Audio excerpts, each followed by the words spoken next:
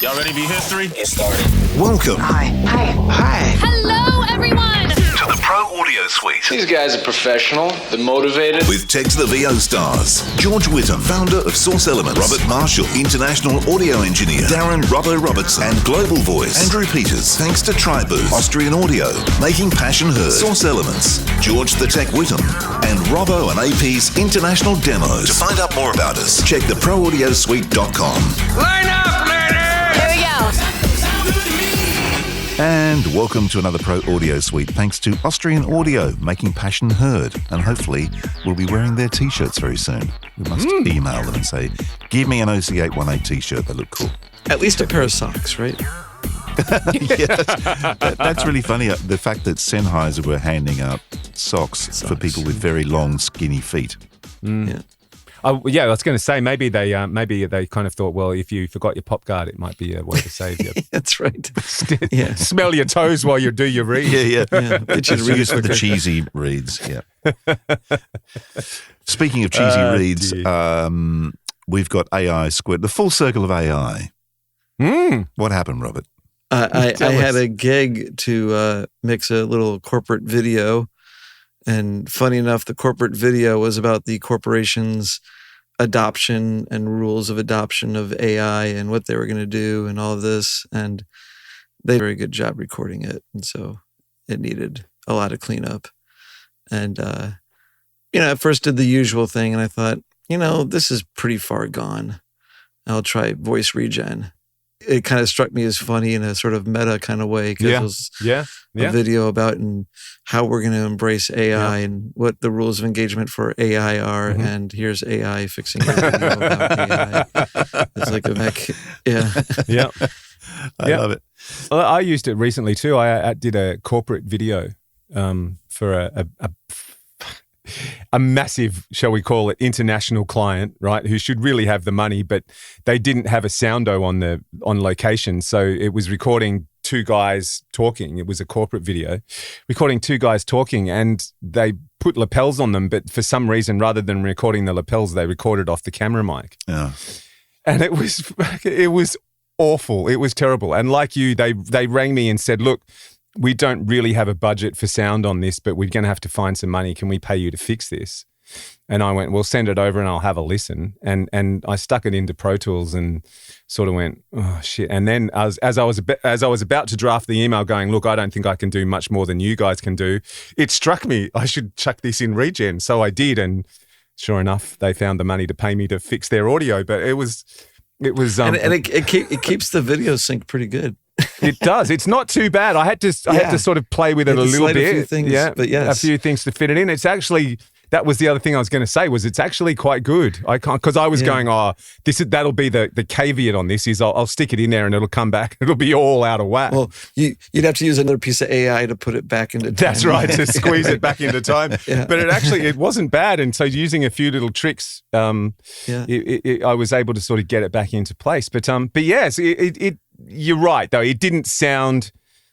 It makes it too perfect. Yes. Essentially. Yeah. It's like nicely close on mic and sounding beautiful when they're in a room and clearly not on a mic and all that. But it's very handy because I often get things sent to me from my daughter, of course, saying, "Oh, can you run this through ReGen for an audition?" Because she's recorded in a bedroom or something in Melbourne. So it does come in very, very handy. You know what I reckon is going to be interesting, right, is I've noticed now when I get AI to generate a picture for me for my social media, it's watermarking it especially on LinkedIn. It puts a little circle thing up in the top left-hand corner of the photo. And when you click on it, it says this image may be generated by AI. And I kind of wonder, what's the audio version of that? How do we do that? How do we sort of go? I have gone through this rabbit hole because we've I don't know, we might have to scrub this whole thing, but basically, people doing meetings, review and approval, and there's a possibility that something leaks. And so when something leaks, they want to know who leaked it. Yeah. And so I've gone through the full rabbit hole of how to watermark audio. And the reality is that it's in the audio band, right? Because in this version of things, we wanted to survive being played out as speaker and back into a microphone. So yeah, it's playing with psychoacoustics and what people can and can't hear, and embedding, and it's also a really tough game because it's like, how little audio do you want to be able to identify your watermark? The less audio you have, the more obvious the watermark is. But the more time you have, you can bury it more subtly and still give enough redundancy for the data of your watermark to be still retrievable. So it's got to be more like audio, like a dog whistle. Something like that. Well, yeah, but that's really easily defeated, right? So if you stick it in the very, very, very high end, you just stick a easily filter lopped across off. it. That's right, exactly. Right. And then in the very, very low end, the problem is the frequencies are so low that it takes so long to put any data in there because the low frequencies technically don't carry a lot of data. Yeah, and the cycles are so long. Yeah. Right, exactly. And also you can lop off the low end. So really it's like if you wanted to survive a speaker, you got to put it smack in the middle. So, you can do all kinds of things I was playing with, but, follow the envelope and figure out how to hide in plain sight, essentially, is what it is. Do you think, and this is really radical, don't get me wrong, but do you think the whole audio standard has to change? So instead of just left-right channel, do you think we need a left-right-center channel, and the center channel contains the metadata? Well, I think a couple things. First of all, the watermark that you guys were seeing, it was a visible watermark. Everyone knew it was watermarked. You can just watermark it being like, this was made by AI, and say that every 10 seconds. And that's a blatant, obvious watermark that people can hear. The other aspect of watermarking something is to make it so that you cannot see it. You can actually, but in the easiest sense, the way they watermarked your picture in AI, just there it is. You can see it with the naked eye, just like you could just put in, this has been watermarked over the top of your audio. And but if you want it to be stealthy and unknown, that's a whole nother thing. There's ways of putting data inside the picture that again, like you see the picture for what it is, but if you run it through whatever decoder, it can find the watermark in the pixels. And same thing, you can stuff an audio code in audio that you as a person would not pick up on it, but if you have the right decoder, it can find that little bit of data that you've stuffed in it.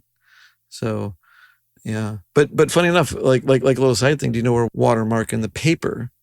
Someone realized that before the paper dried, if anything was sitting on the wet paper, then when the paper dried, if you put the paper in the light, you could still see the outline of the thing that was sitting on the paper when it was wet. And so that's how paper makers began to stamp their paper with their brand. They would let it dry, and you put up the light and say, "Oh, this is came from whatever mill, this mill, that mill." Yeah, all right. What about this? Is another thing. If you had a one-off password, so if you received a voice, but it was unusable, and then you have a one-off password that actually converts that file into proper audio. Mm-hmm. And now that I have the proper audio, I can send it off as a WAV file to everybody. Right? Yeah. How do you put something in there so embedded in it that it can't be gotten rid of without destroying the audio itself? That's the problem. Basically. Yeah. Let's check with AI and see what we can come up with. You know what? That's probably what it will take, though, right? Ironically, that's where it will come from. DRM, digital rights management, is more of a digital version of that. I mean, I remember back in the day, to track commercials, we used to have to watermark a commercial, and then some company would be they would just be scanning all the airwaves to track if the commercial's played. And there was just so the commercial itself was watermarked, and then they would find their watermark and go like, yeah, it played or it didn't play. It's been going on for a while. I think it's just been getting more sophisticated, because if you feel that it's going into an environment where something, and you think about like the Apple iTunes things, here's your file. And they really can't stop somebody from, ripping it, especially through an analog pass.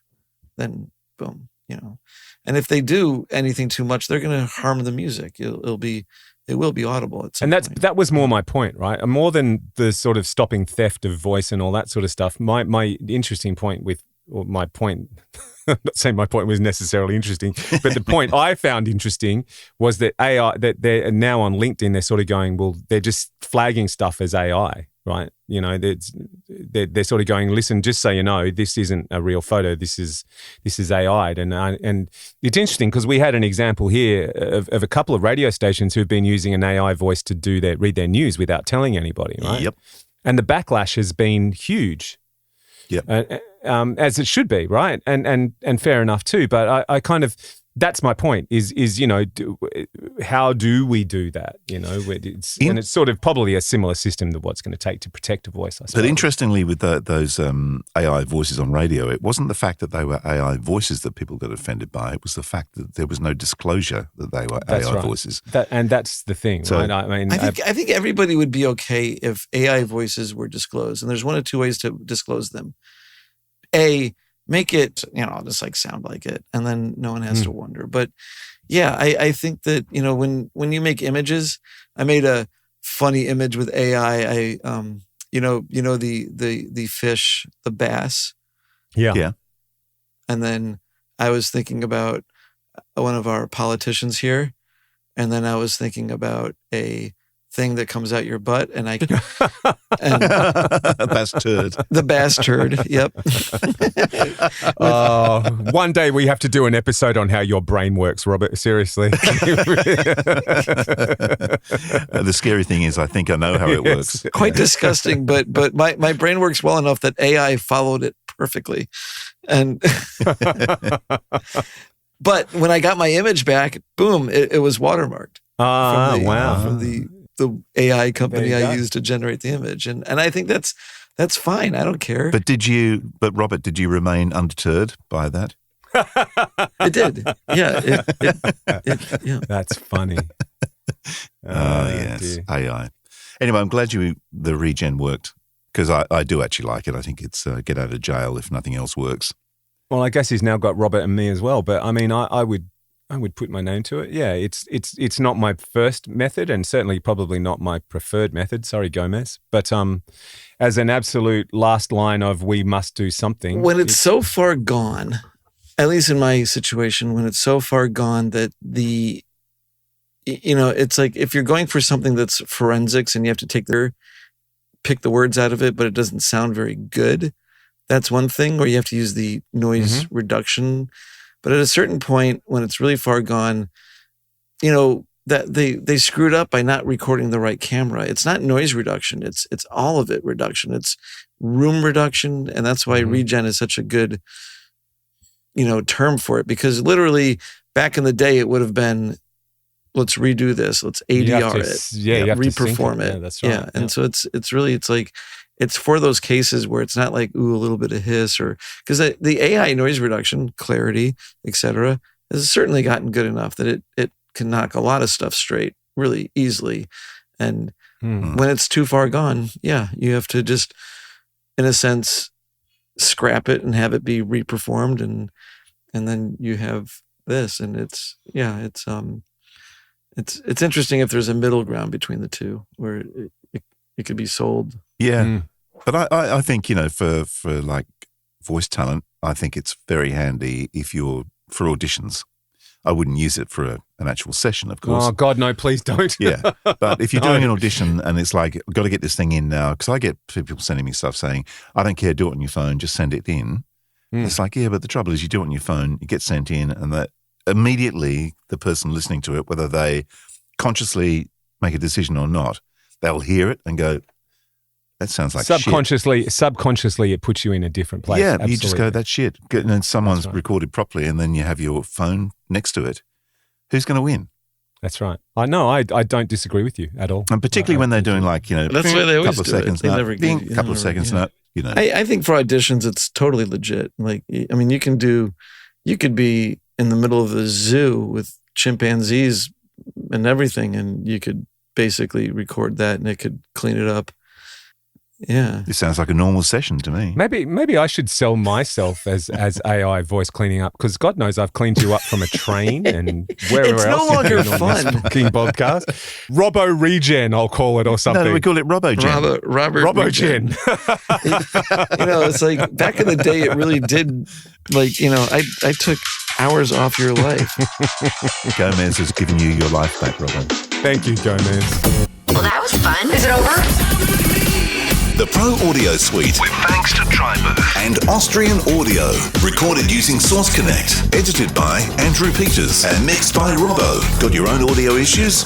Just ask Robbo.com. With tech support from George the Tech Whittam. Don't forget to subscribe to the show and join in the conversation on our Facebook group. To leave a comment, suggest a topic, or just say g'day, drop us a note at our website, proaudiosuite.com.